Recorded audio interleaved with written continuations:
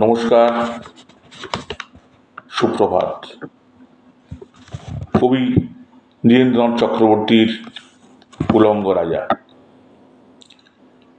সবাই দেখছে যে রাজা উলঙ্গ, তবুও সবাই হাততালি দিচ্ছে। সবাই চেঁচিয়ে বলছে সাবাস সাবাস। কারো মনে সংস্কার, কারো ভয়, কেউ বা নিজের বুদ্ধি অন্য মানুষের কাছে বন্ধক দিয়েছে, কেউ বা পারান্নভোজী, কেউ কৃপা প্রার্থী, উমেদার, প্রবঞ্চক।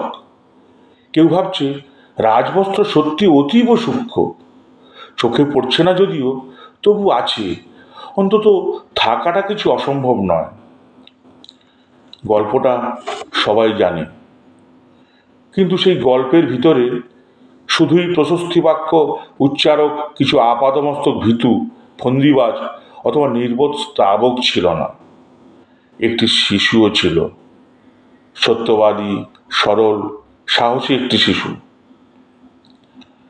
নেমেছে গল্পের রাজা বাস্তবের প্রকাশ্য রাস্তায়।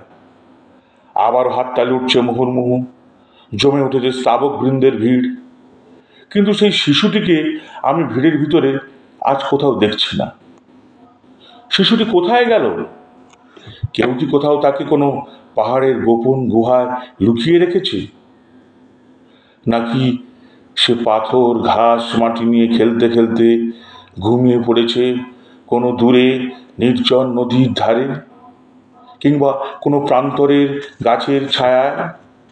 যাও, তাকে যেমন করেই হোক খুঁজে আনো।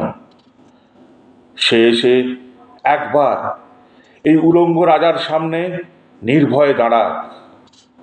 সে এসে একবার এই হাততালির ঊর্ধ্বে গলা তুলে জিজ্ঞাসা করুক, রাজা তোর কাপড় কোথায়? নমস্কার, ভালো থাকবেন।